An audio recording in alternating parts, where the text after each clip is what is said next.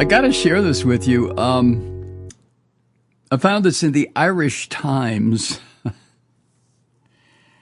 which is, well, as the title indicates, it's a hugely popular newspaper in Ireland. They had a report this morning on a speech that the toilet rat gave last night at the National Republican Congressional Committee's donor event last night. You know, where people are invited to come, hey, come have dinner and contribute another 20, 50, 75, 80, 90 million dollars from your billionaire fund. Trump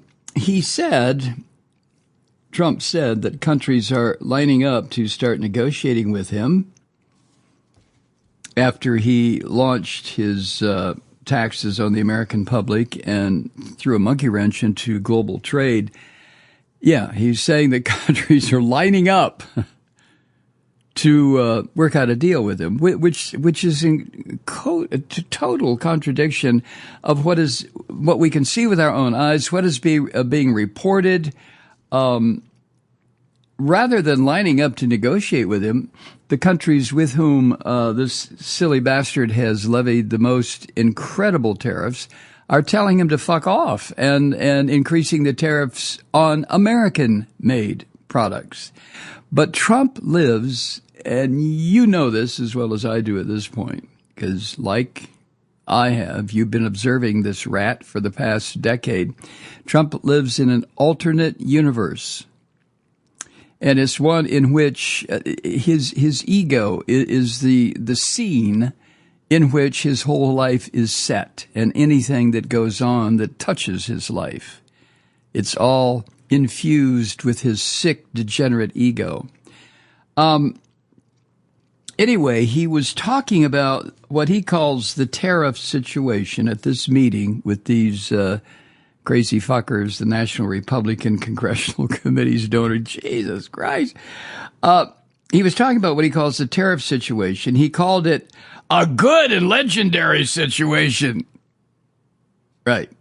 Now, today, the crazy little shit, little bit of fluff, this Carolyn Leavitt, little girl Nazi, she confirmed that Trump views his tariffs as negotiating tools to get a more favorable trade accord with whatever country he is trying to punish with these taxes. He's actually punishing the American people.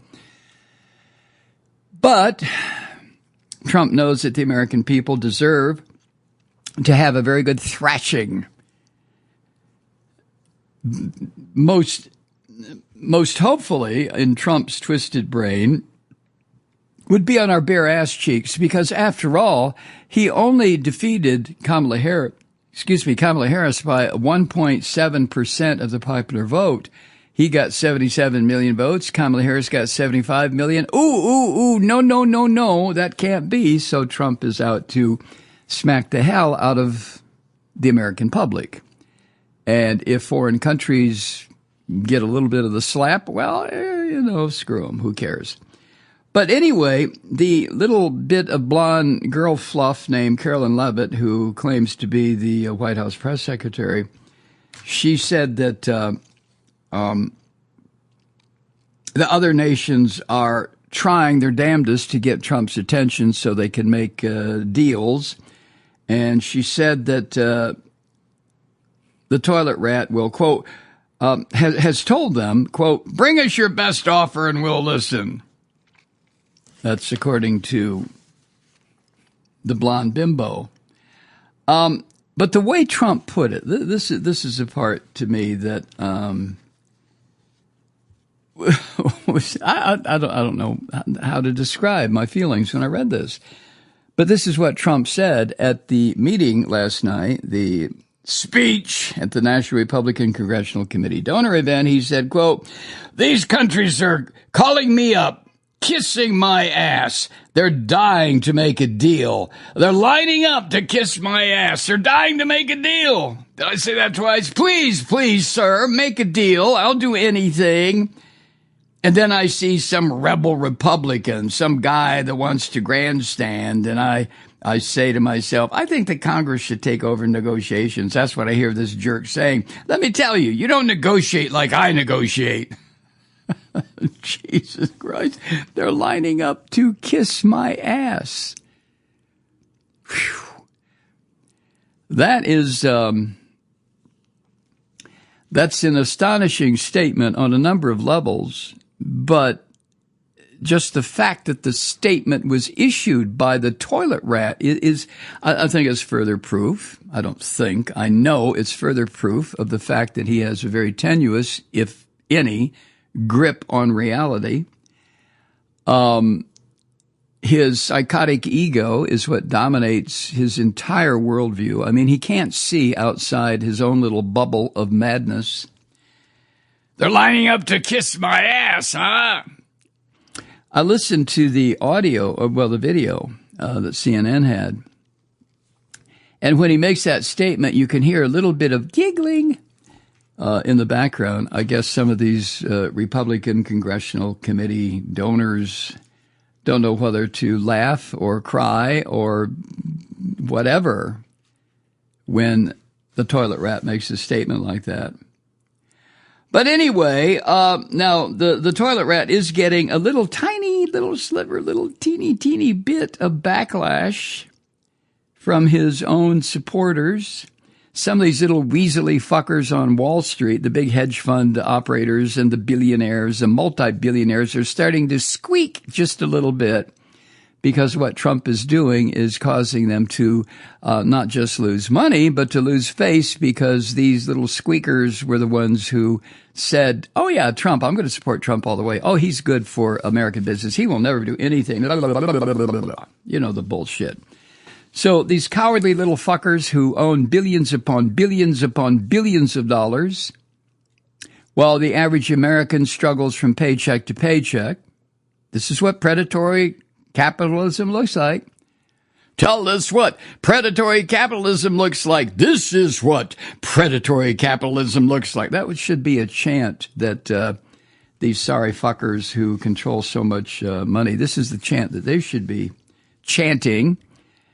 Unlike the chants you've heard probably if you've attended a demonstration, you hear people saying, tell me what democracy looks like. This is what democracy looks like, right?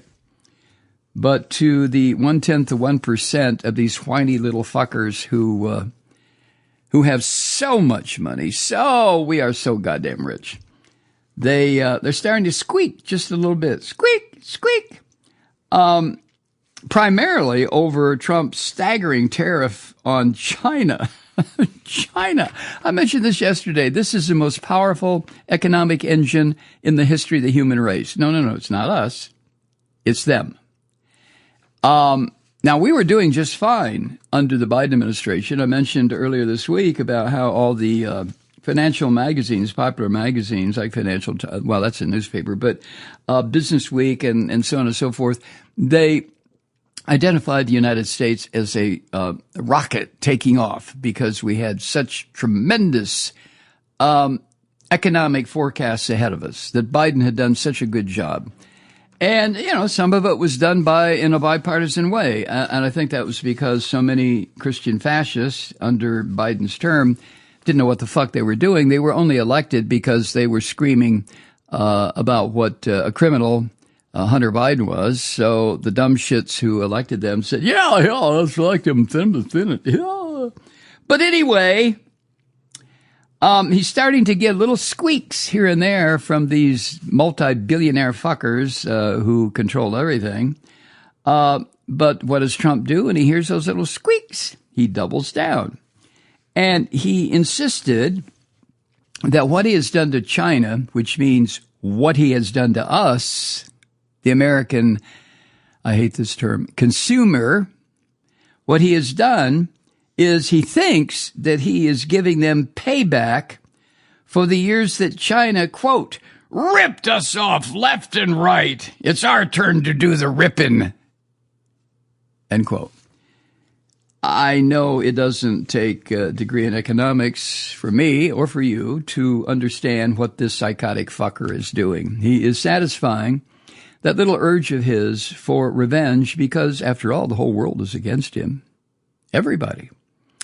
They've treated him poorly. They haven't given him the honor and the respect that he so righteously deserves because he is, after all, Donald Jesus Christ fucking Trump. So since the American public, 75 million voted against me? Oh, Jesus. Since the American public and the global economy are more or less telling him to fuck off, that he is really taking this country on a nosedive into economic and political destruction. Well, how does Trump react to that? Does he stop and say, oh, wait a minute, maybe I better listen? No, fuck no. Come on, he does. That's not how a psychotic person like Trump operates. What he does when he hears those little rumblings and little squeaks from the billionaires, he just gets even more, intense. He also he admitted at this meeting last night, this what do you want to call it? It was, I don't know if it was a donor event of some sort. I don't know. Do they sit around eating fried chicken? I have no idea. But during his little hateful speech, he admitted that his 104% tariff on China, 104. What the fuck? He said, well, it might sound ridiculous. No, it sounds insane, you stupid bastard. But he said that China had previously charged the U.S. upwards of 100%. So the attitude being, the unspoken word being, because I guess he hesitates to use the F word, but his unspoken response to China is, fuck you. I'm going to do this. You don't like it. Go somewhere else. And which is, China and Europe are kind of drifting in that direction to do business with each other rather than the United States. He also, at this little gathering last night, he boasted about the potential outcome of what he is doing. This is what he said. And this to me, I mean, if there's any indication of insanity, it's one of them is doing or saying the same thing over and over that comes back and slaps you in the fucking face, but continuing to do it, expecting there's going to be a different outcome.